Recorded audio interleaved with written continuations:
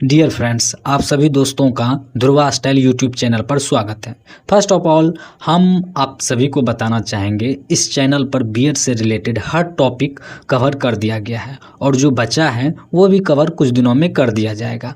आप सभी से रिक्वेस्ट है इस लेक्चर का इस्तेमाल सिर्फ नोट्स बनाने और अपनी अंडरस्टैंडिंग को डेवलप्ड करने के उद्देश्य से ही देखें, क्योंकि हम नहीं चाहते भविष्य में बनने वाले टीचर सिर्फ क्वालिफाई होकर बने। आप में बच्चों को नई दिशा देने की समझ विकसित हो, इसलिए आपके लिए डिस्क्रिप्शन बॉक्स में टेलीग्राम का लिंक दिया गया है।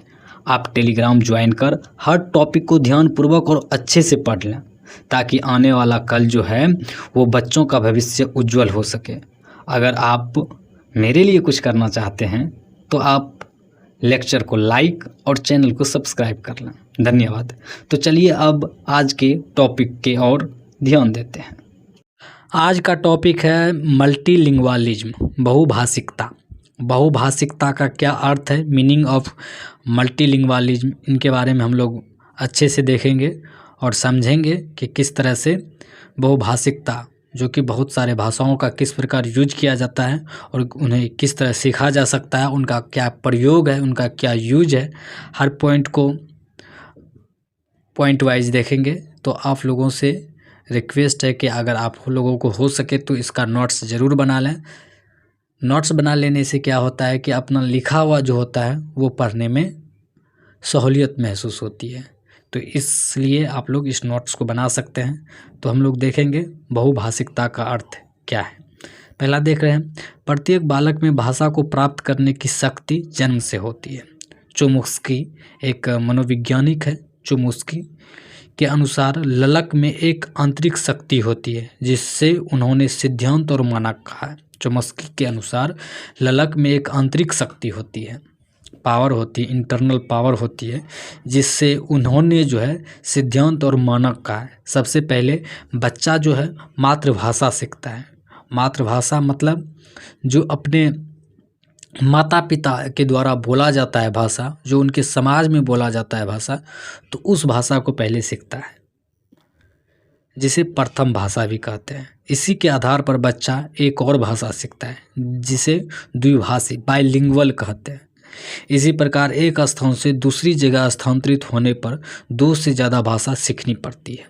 इस प्रकार व्यक्ति एक से अधिक भाषाओं का प्रयोग करना सीख लेता है। बिल्कुल है, आप देखेंगे और आप खुद ऐसा महसूस किए होंगे। अगर आप मातृभाषा जो भी आपका है वो भाषा सीखने के बावजूद आप कहीं और पढ़ने जाते हैं, या फिर आपके क्लास में या फिर आपके स्कूल में अलग अलग भाषाओं का यूज किया जाता है, या फिर अगर हिंदी मीडियम में गए होंगे तो हिंदी भाषा का यूज किया जाता है, या फिर इंग्लिश मीडियम में इंग्लिश लैंग्वेज का यूज किया जाता है। तो इस तरह आप भाषाओं को एक से अधिक सीख सकते हैं और इनका क्या यूज है भाषा का, तो हम लोग आगे देखेंगे। भाषा भारत जो है, इस जगह मिस्टेक हुआ है, इस जगह भाषा नहीं भारत होना चाहिए। भारत एक बहुभाषी देश है। यहाँ पर 22 भाषाओं को मान्यता प्राप्त है। जैसा कि आप लोगों को पता है, अनुसूची 8 शेड्यूल जो है 8 में 22 भाषाओं का वर्णन है अब हमारे संविधान में, जबकि स्कूलों में जो है 47 भाषाओं में अध्ययन या फिर अध्यापन में के प्रयोग में लाई जा रही है। अभी के समय में हमारे संविधान में जो है 22 भाषाओं का मान्यता प्राप्त है, लेकिन अगर देश के विभिन्न स्कूल और कॉलेजों की बात किया जाए तो उसमें जो है लगभग 47 भाषाएं जो है उनके अध्यापन के लिए प्रयोग में लाई जा रही है। तो नेक्स्ट पॉइंट हम लोग देखेंगे, बहुभाषिकता का प्रकृति। इनका प्रकृति क्या होता है, इनको देखते हैं। बहुभाषिकता की प्रकृति व विशेषता, नेचर ऑफ कैरेक्टरिस्टिक ऑफ मल्टीलिंग्वालिज्म। बहुभाषिकता एक प्राकृतिक शक्ति है जो प्रत्येक सामान्य आवर्त में होती है। अनेक भाषाएं सीखने से बच्चे को बुद्धि तीव्र होती है। अगर एक से अधिक भाषा सीखते हैं कोई बच्चा तो उनके बुद्धि में जो है वो बच्चे की बुद्धि में तीव्र होती है, मतलब सीखने की ज़्यादा प्रवृत्ति आ जाती है, तथा वे समझ पाते हैं कि भाषा किस प्रकार से कार्य करती है। भाषा को चिंतन व समस्या समाधान के लिए बहुभाषी व्यक्ति तेजी से प्रयोग करते हैं। भाषा का चिंतन व सामान्य समाधान जो के लिए जो है बहुभाषी, जो मतलब एक से अधिक भाषा बोलते हैं, वो जो है तेजी से प्रयोग करते हैं। बहुभाषिकता जो है संस्कृति के उदारीकरण, फैलाव व वैश्वीकरण की आवश्यकताओं को पूरा करने में सहायक है। ठीक, बहुभाषिकता जो है वो संस्कृति के उदारीकरण, फैलाव व वैश्वीकरण की आवश्यकताओं को पूरा करने में सहायक होता है। दूसरा पॉइंट में है कि इससे सूचनाओं व अन्य तथ्यों को एक या दूसरी भाषा में उपलब्ध किया जा सकता है। बहुभाषी भाषा में अधिक निपुणता प्राप्त करते हैं, अधिक व्यक्तियों की मातृभाषा को समझते हैं और इसका सामाजिक क्षेत्र भी बढ़ता है। ठीक है, 5 पॉइंट देखेंगे। एक भाषा का ज्ञान दूसरी भाषाएं सीखने को प्रभावित करता है। इस तरह से आप लोग जो है पॉइंट वाइज बना के अच्छे से अगर लिखते हैं एग्जाम हॉल में, तो आपकी जो है मार्क्स में ज़्यादा मार्क्स मिलेंगे औरों के कंपैरिजन में। तो आप इस तरह से पॉइंट बना के इसका यूज जो है, इनका क्या महत्व है भाषा का, उनको लिख सकते हैं। नेक्स्ट पॉइंट हम लोग देखेंगे, बहुभाषी व्यक्ति के लिए रोजगार की संभावनाएं बढ़ जाती है। बिल्कुल सही बात है। आप लोग बहुत ऐसे क्षेत्र देखे होंगे जहाँ पर इंग्लिश माध्यम की ज़्यादा महत्व दिया जा रहा है। जो इंग्लिश बोलने जाते हैं, जो इंग्लिश बोलना जानते हैं, उन्हें अनेक क्षेत्रों में रोजगार की संभावनाएं मिलती है, बढ़ जाती है। इस तरह से आप लोग देख सकते हैं कि बहुभाषी व्यक्ति के लिए रोजगार की संभावनाएं बढ़ जाती है। व्यक्ति स्वयं की संस्कृति की तुलना व समानता जो है दूसरी संस्कृति से करता है। इससे स्वयं की संस्कृति के श्रेष्ठ पक्ष को जानकर उनका सम्मान करने लगते हैं। अगर आप भाषा एक सीखते हैं, मान लीजिए आप एक हिंदू हैं और हिंदू होने के नाते हिंदी आप जरूर जानते होंगे, सनातन धर्म की परंपरा है, वो हिंदी को अवश्य जानते हैं। ऐसा भी नहीं है कि हिंदी, और बहुत ऐसे हैं लोग जो हिंदी नहीं जानते, लेकिन हिंदी बहुत सारे लोग हैं, मतलब उनकी संख्या अधिक है हिंदी जानने वाले की। जबकि जो मुस्लिम धर्म के लोग हैं, जो मुस्लिम धर्म के बच्चे हैं, वो उर्दू बोलने के लिए सीखते हैं। बट अगर जहाँ कोई हिंदी जानने वाले उर्दू को पढ़ लेते हैं या जान लेते हैं, तो उसकी संस्कृतियों के प्रति जो है उनका उदार प्रकट करते हैं, या फिर उस संस्कृति के प्रति उनके अंदर जो है सम्मान की भावना पैदा होती है। तो भाषा जो है ना, वो व्यक्ति की संस्कृति की तुलना व समानता जो है संस्कृति के श्रेष्ठ पक्ष को भी जानकर उनका सम्मान करने लगते हैं भाषा के माध्यम से। नेक्स्ट पॉइंट देखेंगे, बहुभाषी व्यक्ति दूसरे व्यक्तियों को बातचीत से अच्छे से संतुष्ट कर पाता है। मान लीजिए आप कहीं जाते हैं घूमने, या फिर कोई ऐसा लोग जो कि इंग्लिश बोल रहे हैं या कोई अन्य भाषा बोल रहे हैं, वो आपसे मिलते हैं, तो आप अगर उनके भाषा में उनसे बात करते हैं तो उनको बहुत ही सहज महसूस होती है, जिससे उसको अच्छे से आप बातचीत के माध्यम से संतुष्ट कर पाते हैं। तो भाषा का सबसे बड़ा एक महत्व ये भी है कि बहुभाषी व्यक्ति जो है दूसरे व्यक्तियों को बातचीत से अच्छे से संतुष्ट कर पाते हैं। 9th नंबर पॉइंट में, बहुभाषिकता से व्यक्तित्व का विकास व ज्ञान प्राप्ति के अवसर बढ़ जाते हैं। बिल्कुल सही बात है कि अगर आप एक से अधिक भाषा बोलने जानते हैं तो आप में व्यक्तित्व का विकास और ज्ञान की प्राप्ति का अवसर जो है वो बढ़ जाएंगे। बिकॉज आप हर भाषा में हर बुक को पढ़िएगा तो हर बुक के जो राइटर हैं, जो लेखक हैं, उनके लिखने का तौर तरीका और शब्द का सही ढंग से चुनाव अच्छे से किया जाता है। तो उस चीज़ को अगर आप पढ़ते हैं, जानते हैं, तो आप में जो है व्यक्तित्व क्षमता और ज्ञान जो है उनमें बढ़ोतरी हो जाती है। अब इनके देखेंगे एडवांटेज ऑफ मल्टीलिंग्वालिज्म, बहुभाषिकता के क्या लाभ हैं उनके बारे में हम लोग देखते हैं।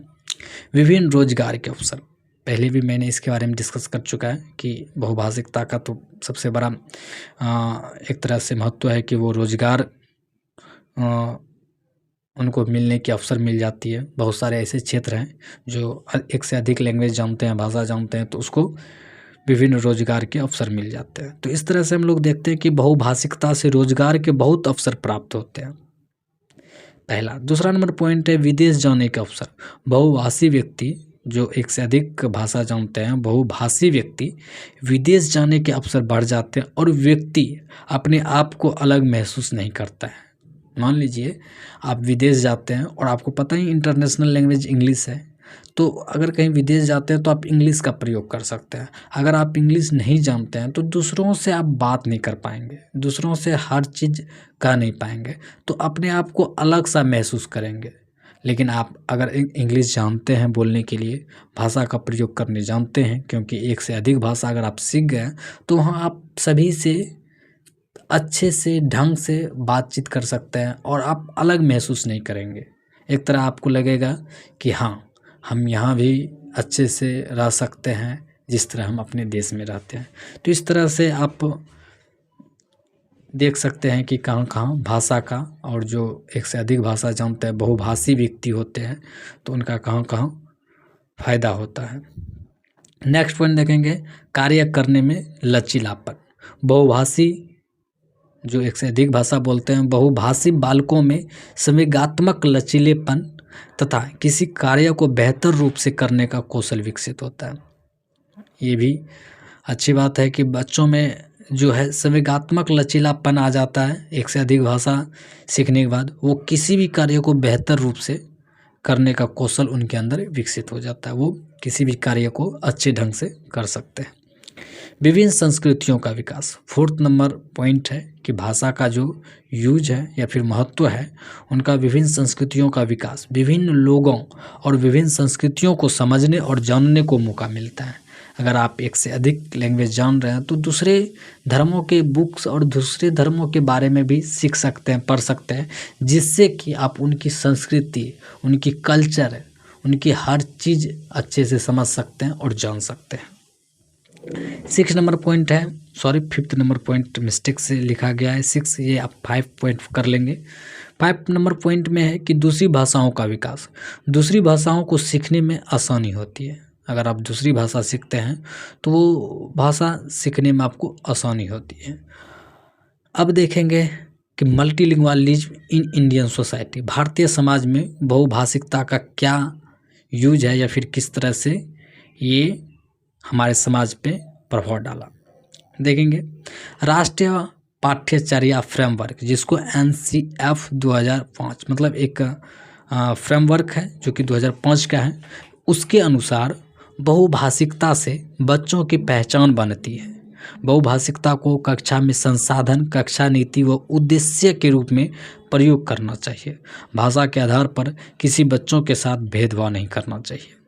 NCF 2005 के अनुसार कक्षा में मुद्दे, समस्याओं पर विचार रखें कि बहुभाषिकता को संभावना व संसाधन के रूप में स्वीकार करके कक्षा की विभिन्नता को दूर करना।